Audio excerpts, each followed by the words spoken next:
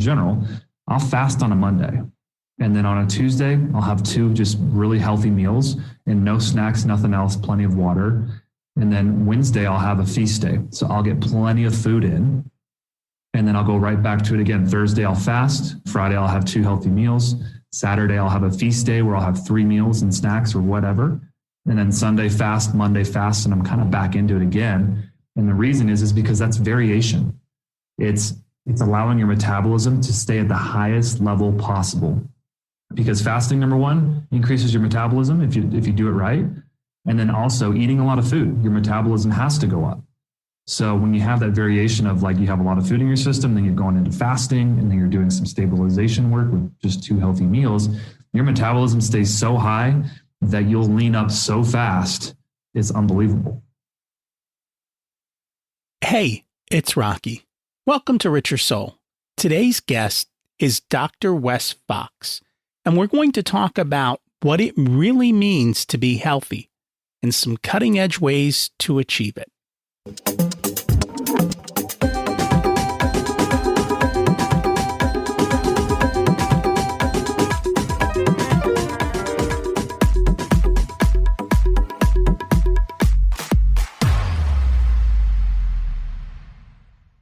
Imagine it's 12 months from now, and you've achieved your major life goals. How does it feel to be in the best shape of your life? To wake up energized, excited about the day? To have great relationships and friends who support you and propel you forward? How does it feel to have an excess of money, to be able to make the choices you want? To be fearless and open to trying new adventures? Imagine being connected to the universe and it providing everything you desire. It's possible over time, and your past does not dictate your future. The only thing holding you back from this vision is you. It's time to take control of our thoughts and use them to our advantage.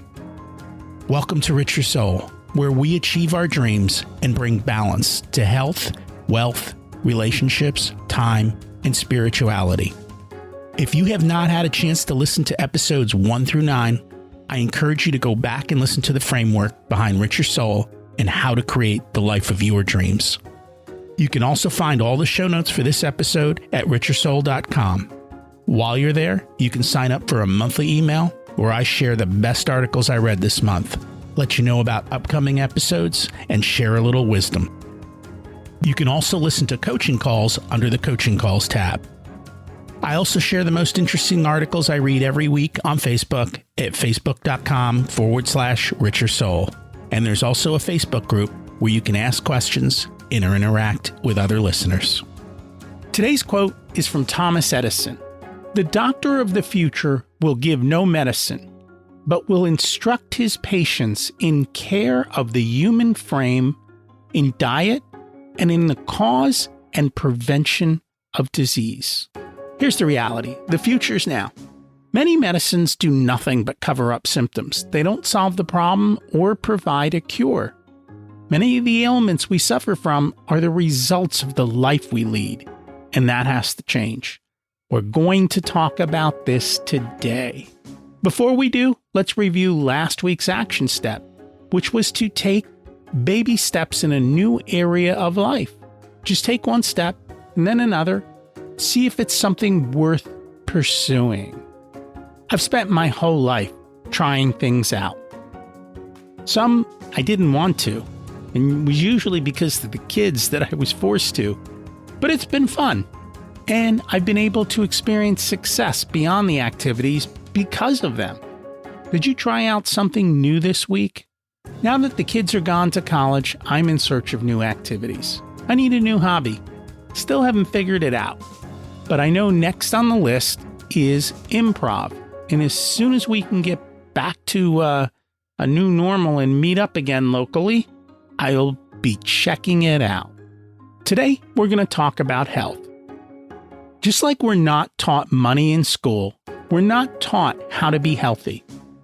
Most of what is available is how to treat symptoms, but not how to fix the underlying issues. And we're going to talk about that today in regards to your health. And of course, you'll see how health and money habits go together. The reality is people who think they are healthy may not be as healthy as they think they are. Our guest is Dr. Fox, who over the past 8 years has helped people create a completely customized plan to increase vitality and heal their body from the inside out. He's one of the most sought after human optimization experts in the country. Dr. Fox helps his clients get life-changing results by using his unique 5-step cellular and genetic analysis system to optimize the body's overall health for peak performance on a molecular level. Let's meet our guest. Welcome to Richer Soul, Dr. Fox. It's great to have you join us today. Thanks for having me on. I'm excited to learn from you. But before we get to that, let's start at the beginning. What was it like when you were growing up, and how much did your family and school teach you about money? Right. Well, the growing up part, all that was fun. And, I had a great life growing up. I would say as far as the money perspective, I'm probably right where 99% of Americans are, which is not really taught about money at that age, especially from school and parents. So a lot of the knowledge that I had to gain was on my own and from mentors and just other people in the industry. And you are correct. Most people are not taught about money. And so I was taught to open up a checking account and a savings account, but not anything past that. I mean, they didn't even teach you how to budget or how to nothing. It's just open up a checking account and savings account, and then magically it'll take care of itself. Magically. Well, and the other funny thing, though, is they don't teach you about the business of business. No, they teach you how nice it would be to have a business, but they don't actually teach you how to run a business and what the day in and day out grind can really be like. They just teach you the more like the hypothetical, like this is what a business should be like, but not really the real stuff you need. That is so true. So we're here today to talk about health and making some changes. And I'm just curious, how did you get into this part of the medical space? Grew up as a kid as an athlete, loved sports, loved the human body, and just loved the performance aspect of that. I loved seeing people healthy, well, not sick. And I kind of got into the space. I was about to become go into the medical school, become a surgeon and do all that. But my family members had gotten really sick, and the traditional just system of medicine out there, there's nothing wrong with it. It didn't help my family that was in need. And like with anything business, or it doesn't really matter technology, there's always a better way. And we always have to learn how to adapt and get better.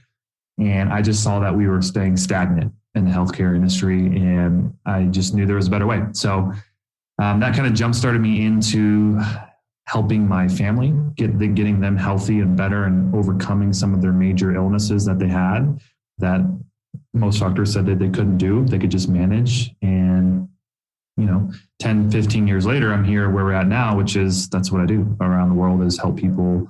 We are in the 21st, 22nd century of healthcare, which is you can get healthy from home and you don't have to go into a doctor face to face anymore.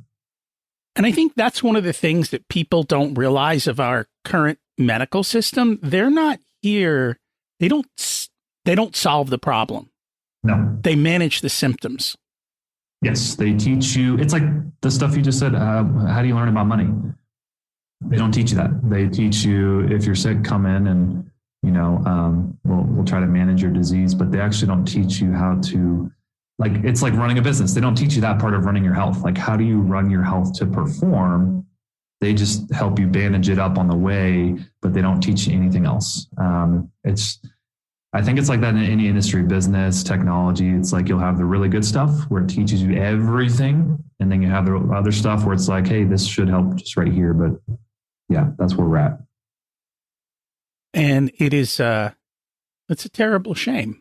I was just at the dentist the other day, the periodontist, and the conversation we had, she's like, "You're not on any pills?" I'm like, "No." She's like, "That's a rarity." She's like, right. Everybody that I see who comes in here is on something. And that's a shame. I'm like, people shouldn't live like that. No. So you're kind of at the other end, and I'm looking forward to it. I noticed you said that you help people who think they are healthy get healthy. What did you mean by that? So a lot of times when I ask people if they're healthy, they don't know. They just assume. They have an assumption that I don't really think I have any physical issues or problems, but they actually don't know. And, so one of my podcasts is, so you think you're healthy? And it's like, well, how do you know? Like, what do you have to show me that you are healthy?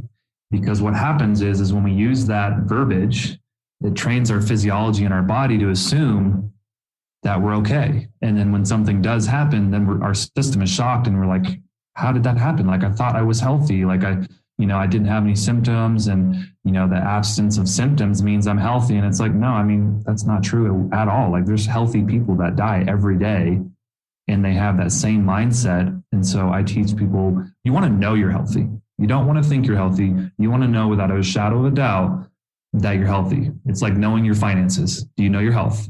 And most people, I would say 95% of people do not know their health. So what are you measuring to determine if someone is healthy?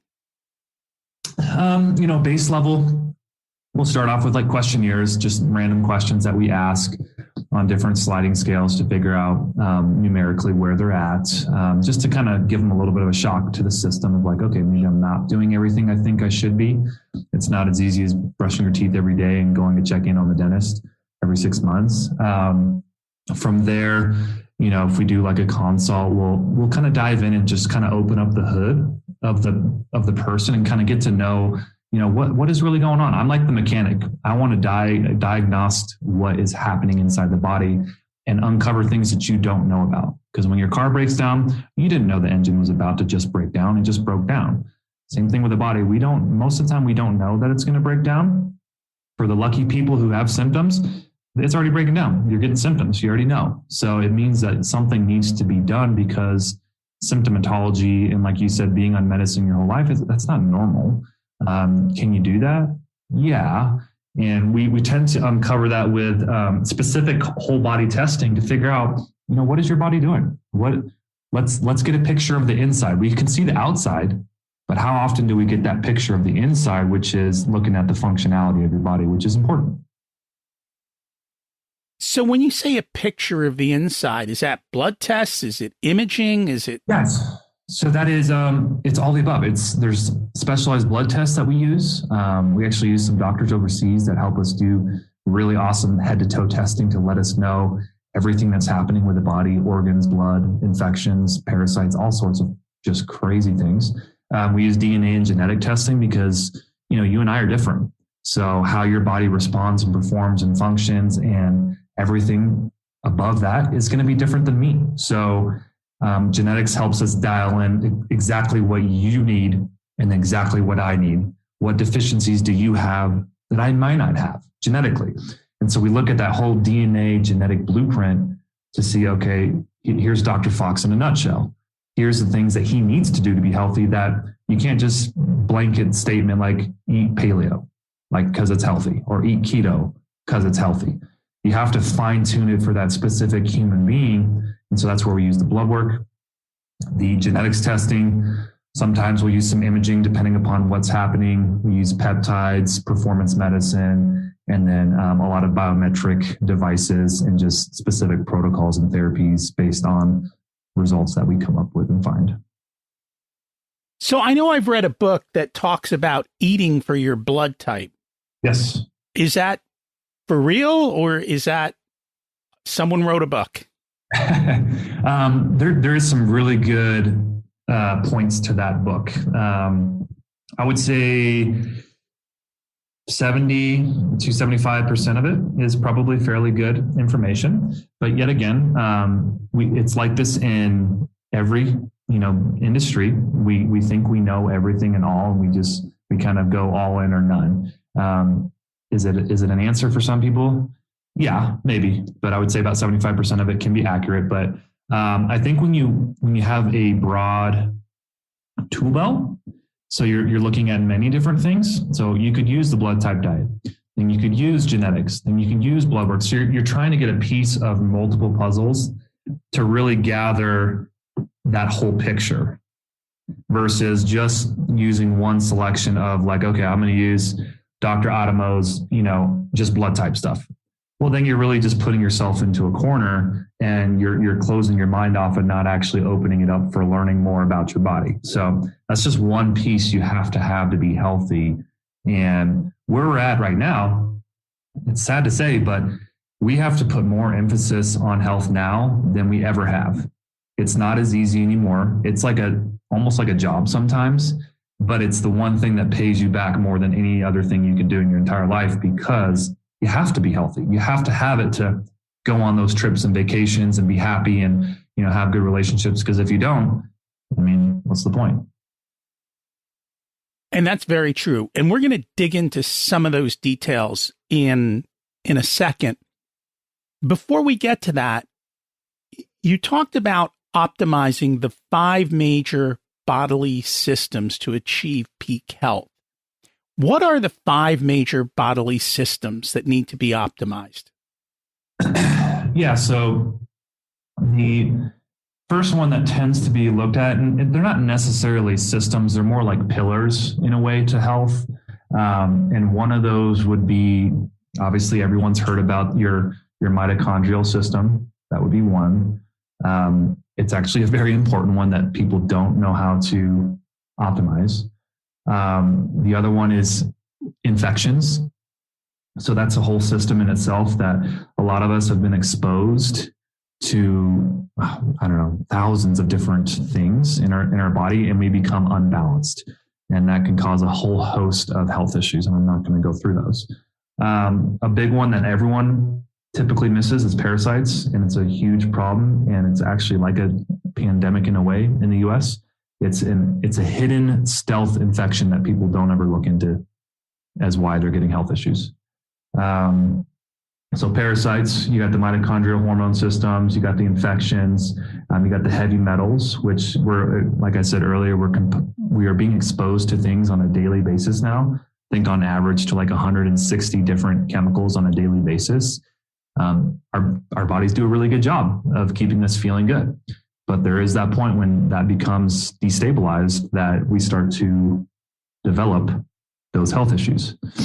And the last one is mold. Mold's a pretty big one. We've all been exposed to mold. I guess it can go into another type of infection if you want to say that. But that in itself, everyone's heard of mold and how important it is. And those are the 4 to 6 pillars that have to be looked at to be addressed. And that obviously encompasses like detoxification and all that great stuff. But if you want total body optimization, you're going to have to go down a lot of those pathways that I talked about to even get to where you want to go. And I think the one thing that people don't think about with regards to health is the fuel that they eat. Food, yes. And I don't think they even consider that as I consider it almost the first driver of good health. Yeah, so there's 5 pillars of sickness and there's 5 pillars of like health. So that would be like a pillar of, good quality water. That would be probably like my number one thing. It's really high quality water. Then number 2, food. What are you putting in your body? That's huge importance. And then, that's whatever, that's where the DNA stuff comes in nicely because it tells you exactly how you should be eating for your DNA type, which I really enjoy that. So food, water, sunlight, sleep, those are all very, very important things. And then movement. A lot of us don't move enough to actually stimulate our body and the processes inside the body. And those are like the pillars of health. You have to have these things in line to even have a shot at being healthy. And then you have those pillars of sickness. If you don't have those in line, then you can't even get to those other pillars. Because a lot of times, which you may have seen this, I'll get people that have been eating a great diet and they've been doing a lot of the right things, but they're still sick. Because diet alone is not powerful enough by itself anymore, a lot of times, to overcome some of these health issues because of the food quality that we are exposed to. And I don't think people even realize just because it says organic or just because it says free range doesn't exactly mean that it is. The government's done a wonderful job of defining it in such a way that it is You must be like me. I'm not pessimistic, but I'm like, I will go into a store and I'm like, do you really honestly believe that that's organic? That's how my mind works. I'm like, based on how just, if you just look back in history, just like you said, it's like they could just slap a label on it and you would not know. Not saying that it's not organic. I'm not saying that, but unless you go to that farm, you go to that, you get your butcher or you get your vegetables from the farm, like you really don't know where your stuff is coming from. Yeah, but what I even meant is, so some people say, hey, I want grass-fed beef. Right. So you can label something as grass-fed beef as long as that cow ate some grass at some point in its life. And that's what they do. When the cow is young, they feed it some grass. And then when they're getting ready for it to go to market, they fatten it up with corn. Correct. But they get the label. So unless it says grass finished, you've got, and it's all government, defining these things and lobbyists getting the certain, I just want people to realize that it's not as easy as they think, and that just because they think they're getting good food doesn't necessarily mean that they are. Yeah, I always tell people first step is if you can move away from your major supermarkets and only use them for certain things, you're probably going to get better quality food. Go to farmers markets. There's a lot of, great things out there, and support local, like support those local farmers and things. But 9 times out of 10, you're just going to get better quality products. You can really tell a difference. I've done it. I've lived in many different states. And I remember when I was in Florida, I went and got meat from a butcher, grass-fed, 100% finished. And I ate that. And then I went to Whole Foods, bought the same thing, grass-finished, 100%. And I will tell you that it was completely different. Same cut of meat, same everything, but the taste, the cooking times, everything was different. And I'm not saying that Whole Foods doesn't have good quality meat. I'm just saying it really does. We just really don't know where everything's coming from. And it's better to try to get as close to that source as you can, which is, you're going to that's why people go to Alaska and get their good fish. Like the closer you are to getting that source, the more high quality the product's going to be. And that makes total sense. There was something that I saw that you had written that was kind of intriguing. You say it's all in your mouth, how teeth are impacting your immune system. What did you mean by that? So we have a lot of infections and bacteria and things in our mouth that directly contribute to major illnesses. So typically, if your mouth is unhealthy, you're unhealthy. That's a really good first place to look. So that's one of the areas that we look at when we're examining people, whether that's amalgam fillings, bacteria, bad gums, bleeding teeth, cavities. That stuff heart attacks can be caused by mouth issues. That's why when you get teeth work done, they're really scared of infections happening in your mouth. Very scared, because it's so close to very important areas of the body: brainstem, brain, heart, connection. There's so many things happening right there.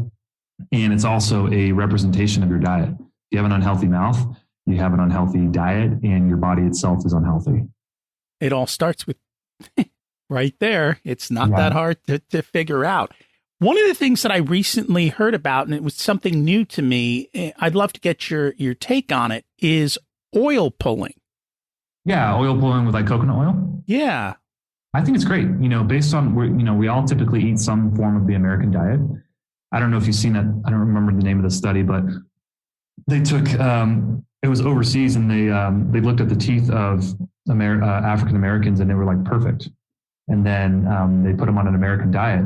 And then their teeth over the next year or two just were terrible.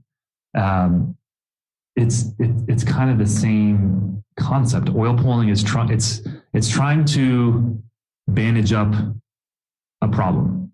So, I would say the first thing would be like, oil pulling is great, but the reason why your teeth are bad is because you have a poor diet and you have infections, and the functionality of your body is not good. So it's showing in your teeth. So doing the oil pulling will help with your gums, will help with the bacteria in there.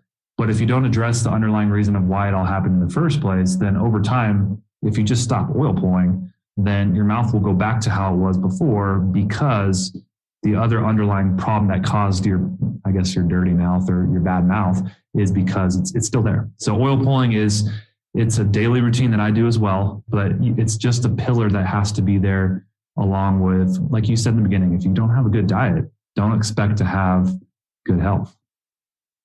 So we keep saying have a good diet. Yes. What do you consider to be a good diet? I've kind of gotten, I shouldn't even use the word diet anymore. I've kind of gotten off the bandwagon of diets because the moment someone says diet, it just turns people off now because there's so many. Diets and exercise are like budgets. Yes. Nobody wants any of them. No one wants it. It's boring. They're tired of hearing of the next fad diet. First it's paleo, then it's keto. Then they're just tired of it. Tomorrow it's going to be the sunlight diet. I don't know. Let me rephrase the question. What is healthy fuel for humans? That's different for every human. That's a very hard question to ask because we were not all raised in the same areas. So you can't expect a human in Colorado to eat the same thing as an islander on an island.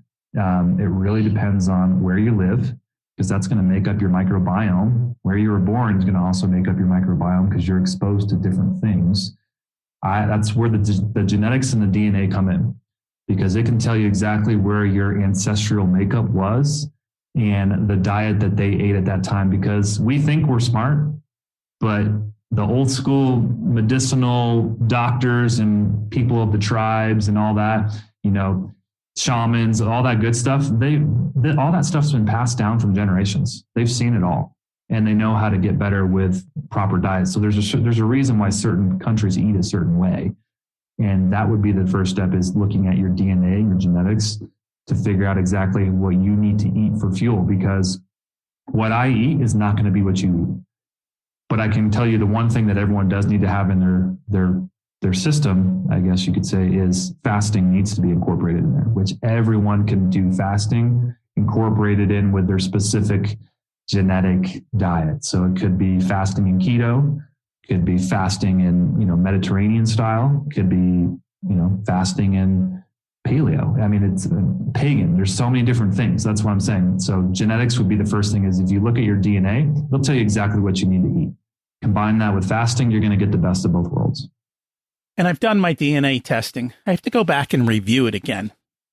And I looked at the blood type. I'm going to have to sit down and study it again. I play around and I keep track of what I eat. And then I watch how it affects my weight and my measurements. And then I play around and I've learned certain things affect me in certain ways. And so I've learned to stay away from them. And it's testing and double checking.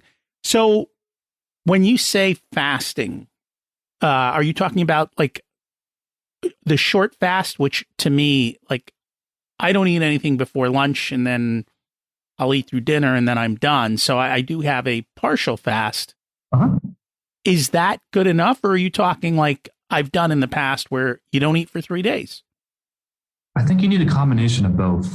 There's a reason why, since biblical times, fasting is so important and integrated into a lot of religions, because you probably already know this, but you can't get the benefits of fasting unless you fast. And we tend to overconsume and we tend to eat all the time. So I think you need to have a variation of like your style of fasting, which you just talked about, which is more of like an intermittent style. That's perfectly fine. But there are times where you do need to have some variation in that because what happens is it's no different than if you just go to the gym every day and do the same thing. That's what intermittent fasting is. If you constantly just give your body the same thing and you eat the same schedule all the time, you're going to plateau. You may feel good, but I like to have a lot of diet variation with fasting, and I like to not always be the same. So easiest way to explain it, if I were to give you an example of what I do on a weekly basis most of the time is on a Monday, I'll fast the whole day. I won't eat anything. Sometimes potentially I might have a meal if I'm just having a rough day, but in general, I'll fast on a Monday. And then on a Tuesday, I'll have 2 just really healthy meals and no snacks, nothing else, plenty of water. And then Wednesday, I'll have a feast day. So I'll get plenty of food in. And then I'll go right back to it again. Thursday, I'll fast. Friday, I'll have 2 healthy meals. Saturday, I'll have a feast day where I'll have 3 meals and snacks or whatever. And then Sunday fast, Monday fast, and I'm kind of back into it again. And the reason is because that's variation. It's allowing your metabolism to stay at the highest level possible. Because fasting, number one, increases your metabolism if you do it right. And then also eating a lot of food, your metabolism has to go up.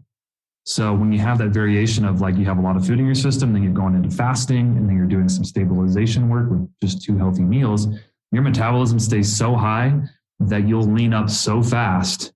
It's unbelievable. The biggest pushback I get from people is they feel like they can't eat anything and they don't seem to have much control. But I think it takes time. Like, I know if somebody's got a heavy carb diet, it's going to take weeks to get off of that diet, just from the sense of your body not craving the carbs anymore. And then kind of getting used to a new schedule. I will have to look into more of the intermittent part of it, and or more of the day-long fast and pull it out. And I don't think people realize when you eat and food goes into your stomach, it takes a ton of energy, and it changes where the blood flow is, right? So it takes it away, and it concentrates all your blood flow around your gut in order to process all that food. And I noticed when I went on a 3-day fast, I had better clarity. Yep. Like, all of these things get affected because your blood's not getting sucked away to go process all the food. Well, that and insulin levels, you keep having spikes. Every time you eat food, it spikes your insulin. When you're doing an extended fast like that, your insulin levels go down. And that's why your clarity goes up. You'll burn. You can't lose weight if your insulin levels are raised. So the moment you put, I don't care if it's a green juice, the moment you put something inside your body, now, yeah, there's things out there where you could have like just some fat and it wouldn't break your fast. But the moment, typically when you put something in your body, insulin spikes, it shuts down all the benefits of a fast. And it does exactly what you say. Everything goes exactly to the stomach. Every other system of your body tends to slow down, and everything focuses in on your stomach. And then it has to process all of that through, and then it can get to work on other things. But by the time it's about to get to work on other things, what typically happens? People put more food in their body. So it actually never has an opportunity to actually work on the other broken down parts of your body, because the moment it was about to do it, you put more food in your mouth. And then essentially you stop that effect, insulin goes back up, and then people wonder why they can't lose weight, why their hormones are off, and why they don't feel good, because we eat way too much. We eat all the time. We never give our body a break to actually recoup and fix. I'm not sure who paid for the studies to say breakfast was the most important meal of the day, but for some reason I'm thinking cereal companies. Well, the funny thing is what a lot of people are talking about now that you brought that up. The reason why they call it breakfast is because you break your fast. And I've actually been testing it for a while now, that it's actually better to eat or move your intermittent fasting window sometimes to the morning time, because your metabolism in general is higher in the morning. So it's actually better to have your meals in the morning and afternoon, because everything's going to process through a lot faster. A lot of things, when I see people plateau and feeling good or losing weight, we'll start them on an intermittent fasting routine where they won't do breakfast and they'll eat from like 12 to 7 or 12 to 6. And then they'll start to plateau, because when you eat that late, your body, you're eating at the slowest time possible. So even if you have dinner at 6 o'clock, your body's going to take twice as long to process that out as if you were to have that meal in the morning time. So what I teach people to do is a little bit of variation and move that window of eating from like, a 10 to 3, 10 to 4. And then they're like, oh man, I'm losing more weight now. I have even more clarity, because there's a reason why we have bowel movements in the morning. Typically, everything is working at its best from the morning to the afternoon. Think of it like running on the cycle of the day. The sun gets up, it gets bright, it starts, doing all stuff, and then it slowly starts to go down. Your body does the same thing. It wakes up in the morning, it's ready to go, it's ready to process whatever you throw at it. And as the day goes on, it gets worse, worse, worse. And the ability for it to do what it needs to do slows down, because your body's getting tired. And then guess what? You go to bed. And I think one of the reasons that I went with more the later is that I heard that insulin resistance was highest in the morning and least at night. Is that not the case? There's studies out there that say that, and then there's others that aren't. When you actually dig into it, the studies were not actually well done. And at the end of the day, it's just you get a better, not to find the new ones out there, you get a better insulin effect with a more, because you're still eating the same amount of window. So your insulin levels, you might have a higher effect in the morning, but your body's ability to process through everything's better. So if you stop eating at 3 o'clock, 2 o'clock, you're still going to get that major insulin lowering effect, and you're going to go to bed. And same thing, major lowering effect of insulin. I've seen those studies, and that's why I used to do a 11 to 5, 11 to 6 routine. And then new research has been coming out where it's like the most effective time to actually fast is when your body is functioning at its best, regardless if they think insulin's high. Those studies were not necessarily properly done, and new research just shows like, yeah, there's a reason why it's called the break of fast in the morning and why your body is able to digest and assimilate things faster in the morning. It's because that's when it's functioning at its highest. So I just tell people, experiment.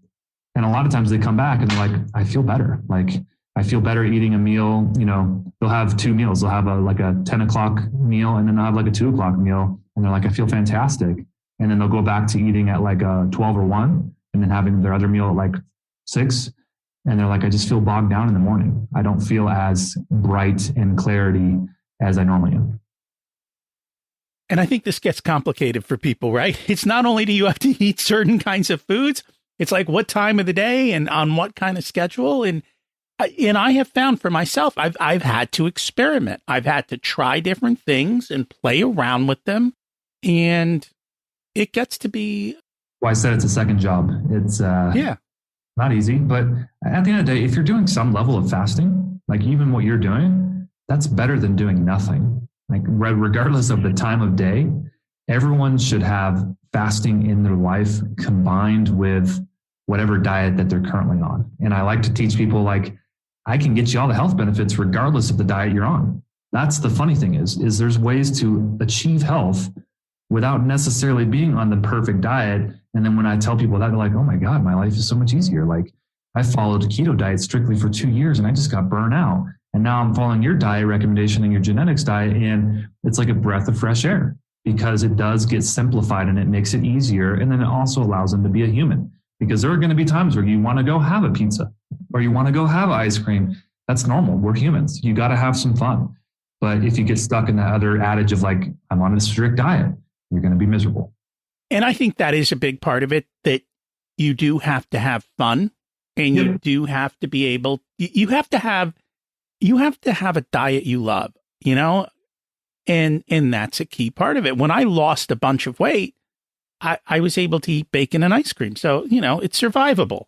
I can live this because it works. And I think too often people are, it's all or nothing, and then they fail.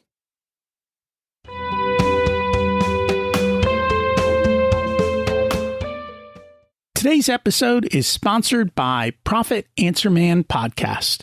Did you know that most small business owners hate looking at their financials? It's one reason they may struggle with business success. The Profit Answer Man Podcast helps them ensure they are profitable and can pay their employees and weather the storms we all have to face. It's built on the Profit First methodology of pay yourself first.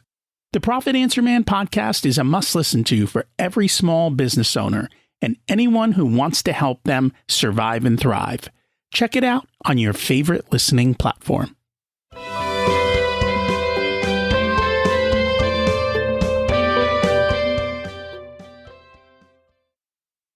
That's how we're taught. And I always, you probably heard of Tony Robbins. And the funny thing is, he has I don't remember where it was, but he talked about how for like 15 years or whatever, he was so super strict.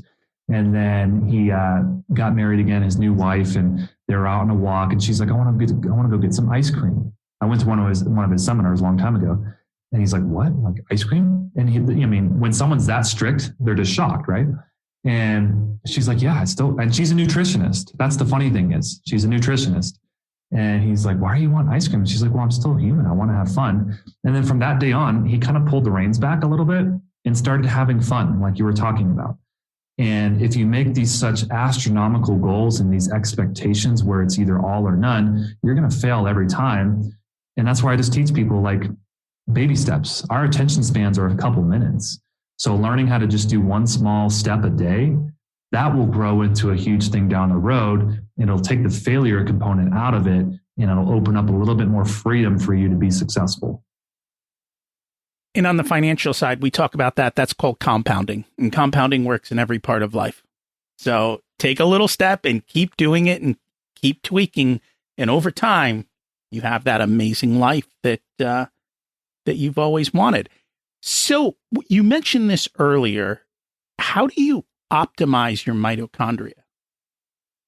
Well, the first step would be, I always say, test, don't guess. So take the time to open up that hood of the car. Figure out, get to know your body a little bit. Figure that out.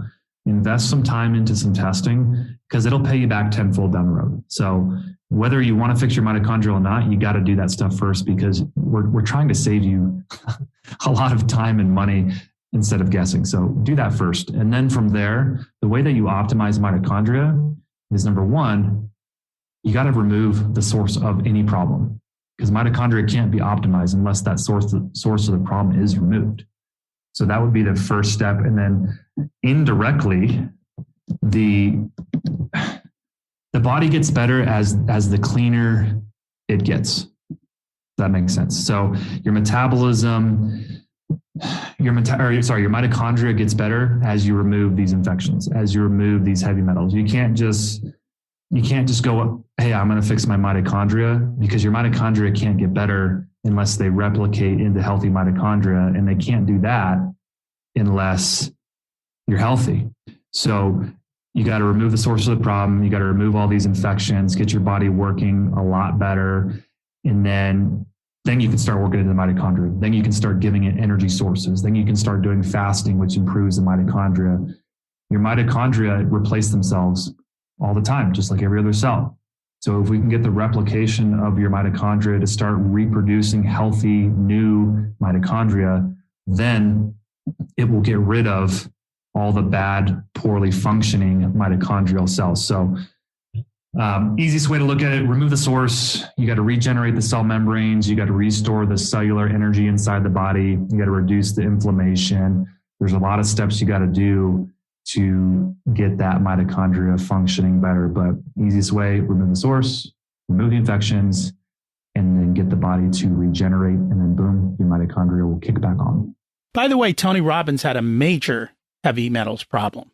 Yes. Through the roof. And he had to go through significant work to kind of get that fixed up. So the beginning of this year, a friend of mine recommended cleanses. And I was like, all right, I'll try it. We'll see what happens. And I did a colon one and a liver one. Love to get your thoughts. Do these things work? Is this hype? Is it? I think they work to a certain extent. They have to have a purpose and a meaning behind why you're doing it. Otherwise, great. Everyone's done a liver and colon cleanse before, and then they keep going on their normal life. So they have a purpose. It's just the first entry-level step into potentially getting better. But if you don't know why you're doing it, then a lot of times there's just no point in doing it. So they can be very beneficial, and they're part of a program, like a health program would encompass all of that in there. But a lot of times I just get people who, and this is not you, I'm just saying people in general will go to the store and they'll try the colon cleanse, and then they'll try the liver cleanse, and then they'll try the kidney cleanse.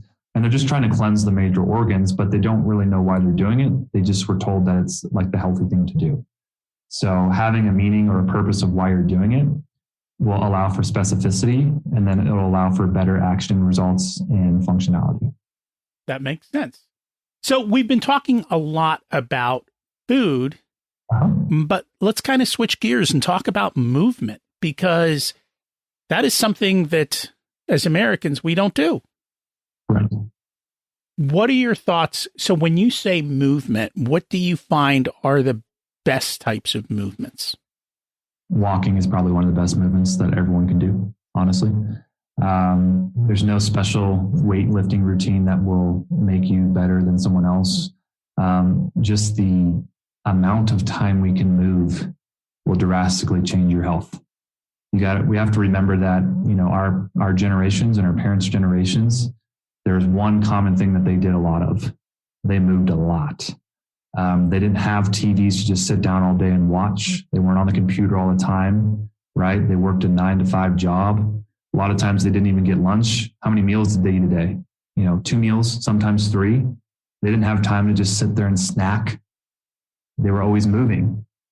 That's the thing that we're missing. People think it has to be some HIIT routine. It has to be something specialized. No, it doesn't.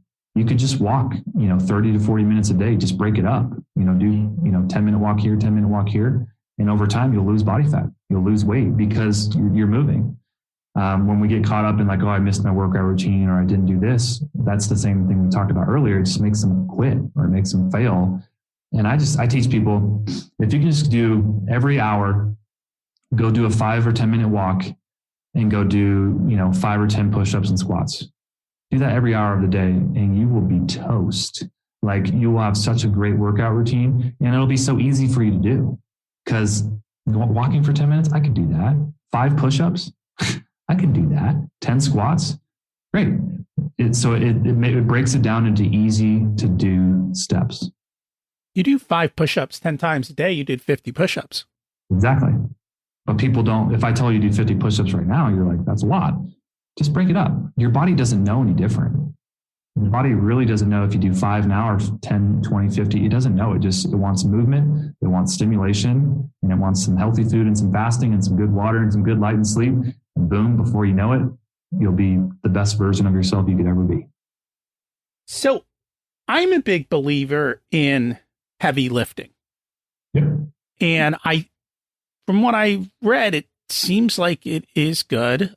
I use it as part of an exercise system.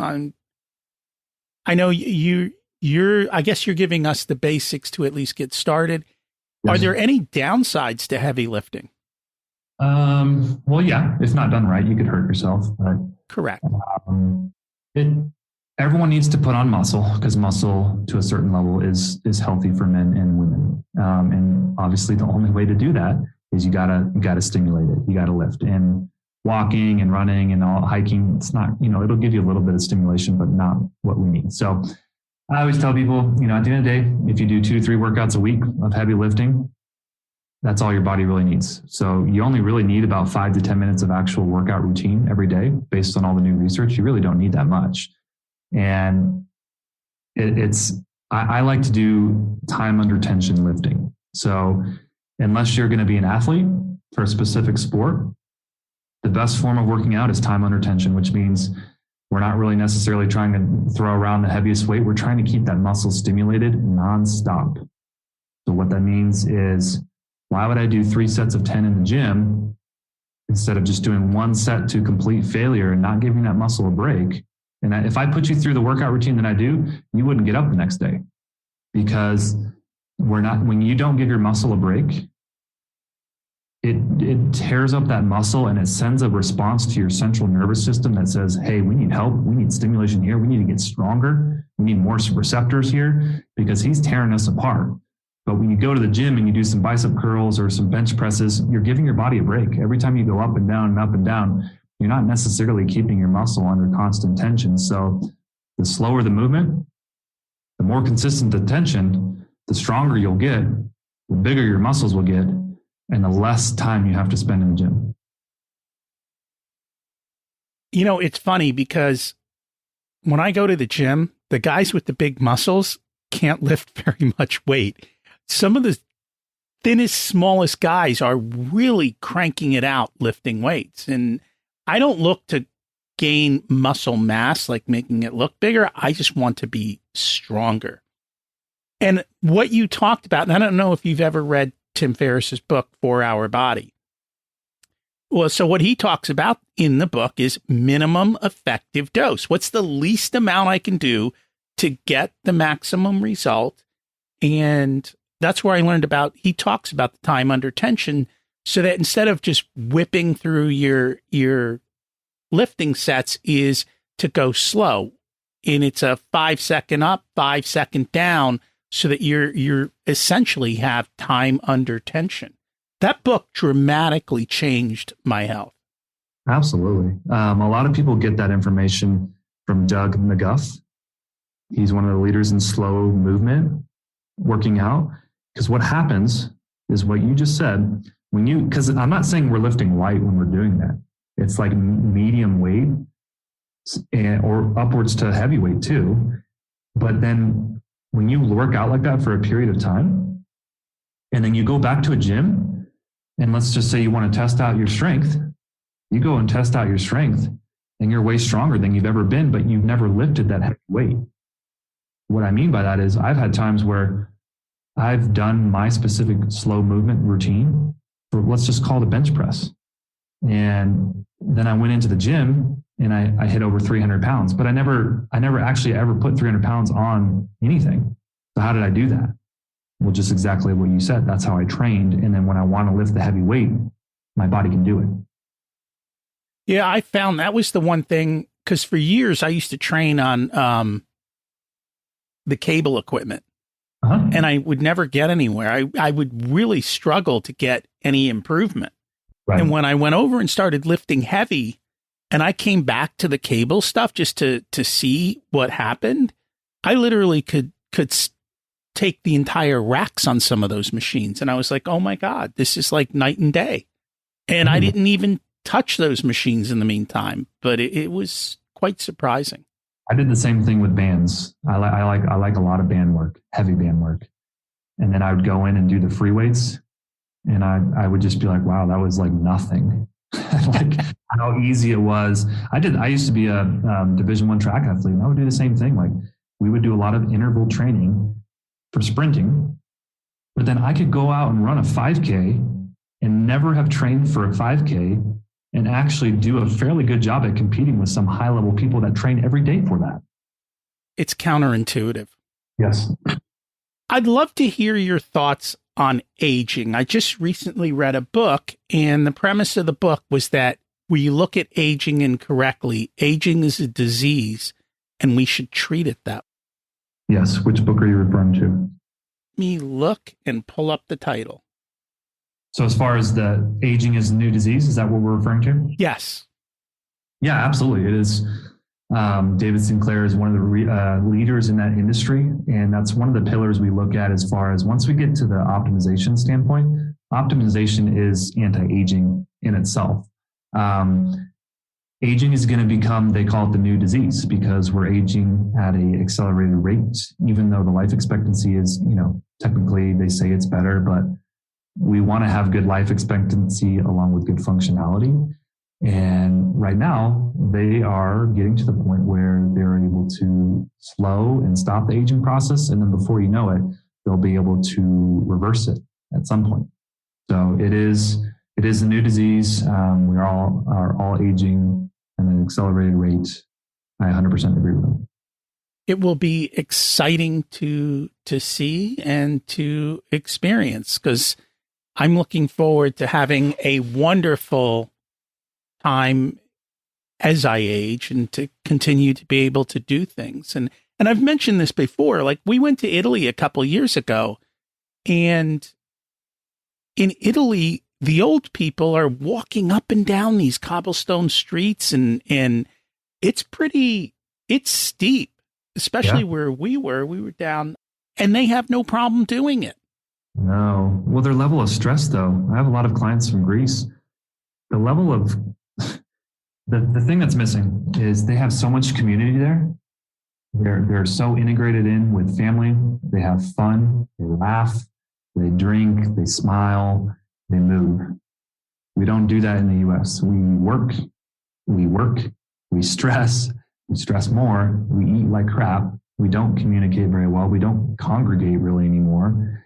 And we wonder why we're not healthy. It's because we're looking at the wrong window. We're looking at the wrong picture.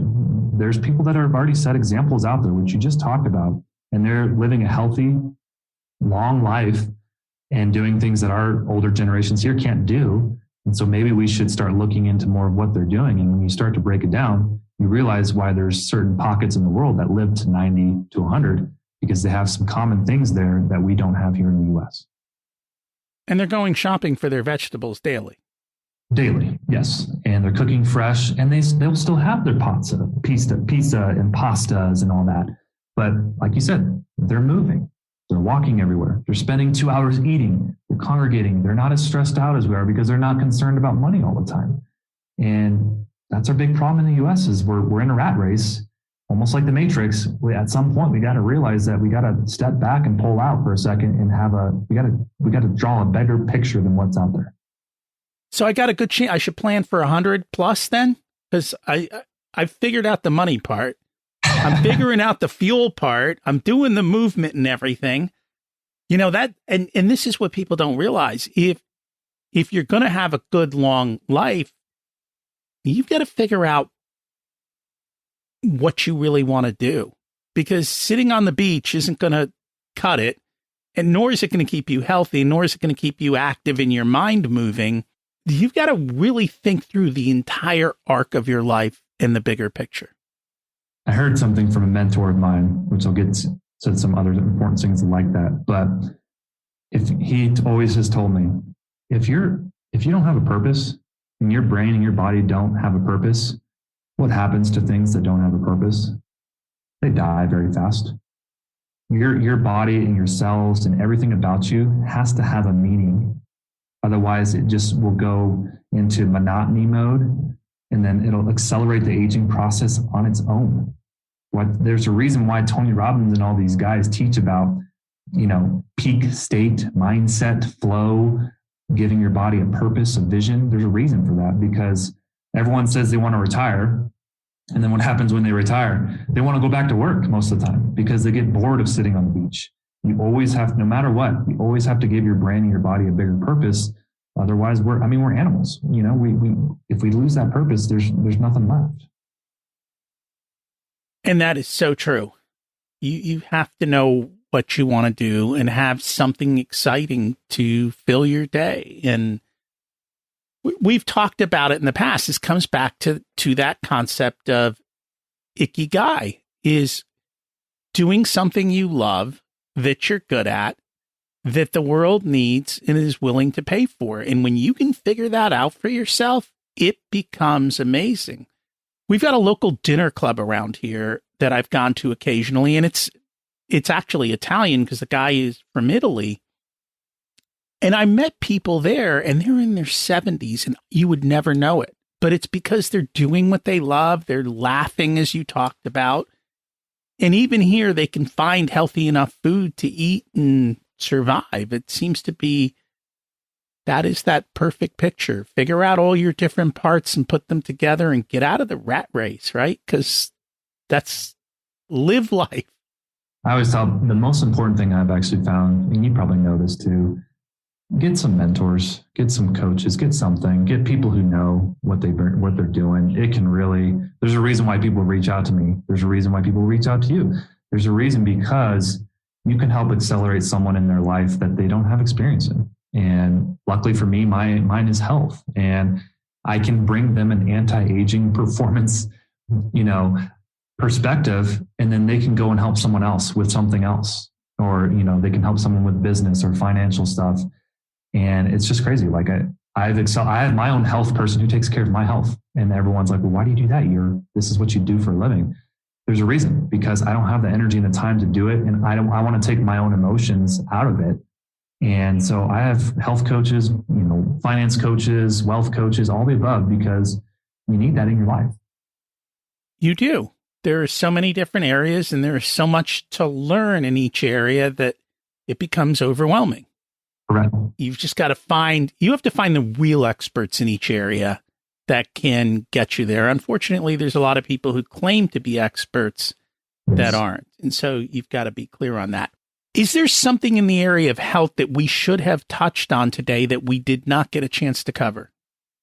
At the end of the day, I just, like you said, health is such a huge space.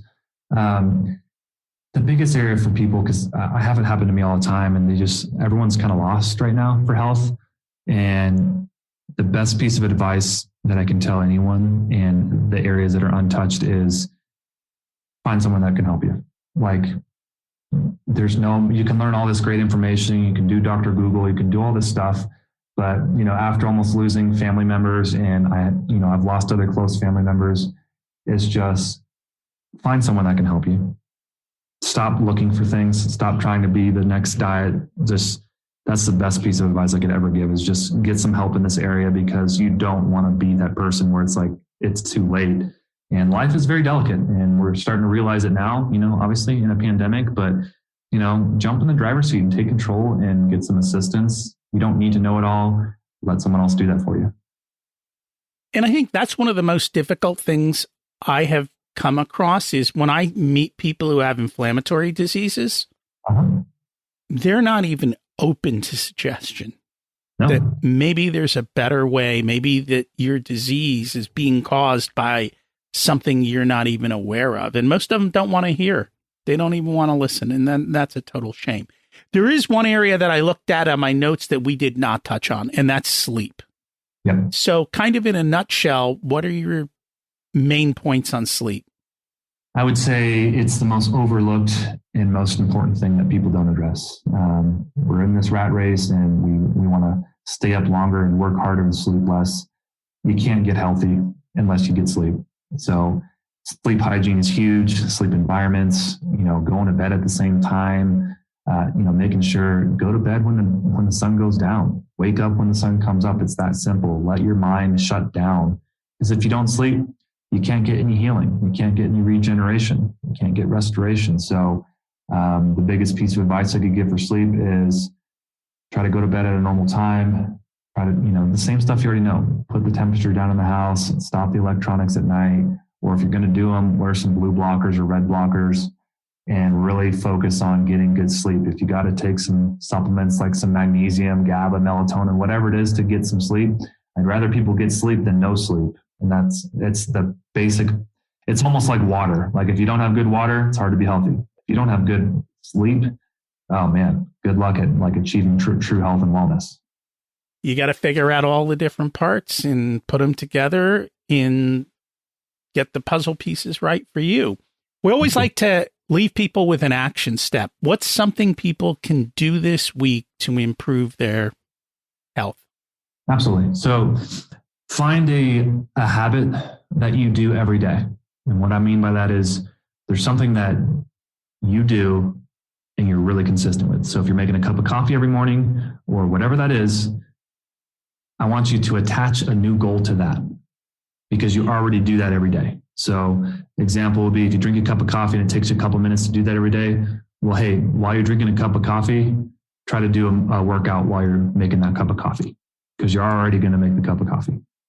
So try to attach a new behavior that you're trying to do to an old habit that you already do every day. And that in itself can change your life. And the last thing I always add is if you just start your day with 3 things you're grateful for and end your day with 3 things you're grateful for, it's going to really change the rest of the day for you.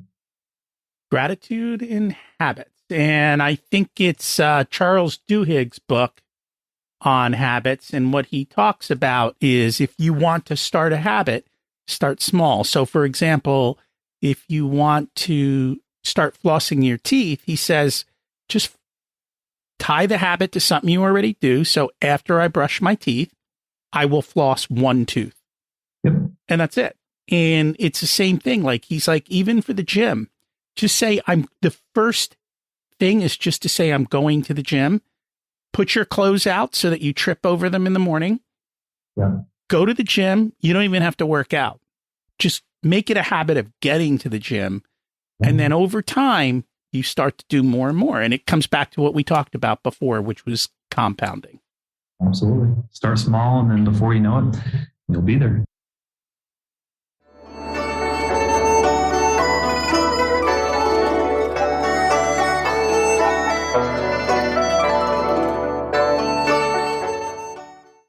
It's time to learn the secrets of life. What's your secret to living an abundant life? My secret to living an abundant life, it's the habits that I've developed. We just spoke about this a little earlier, but I have really good routines.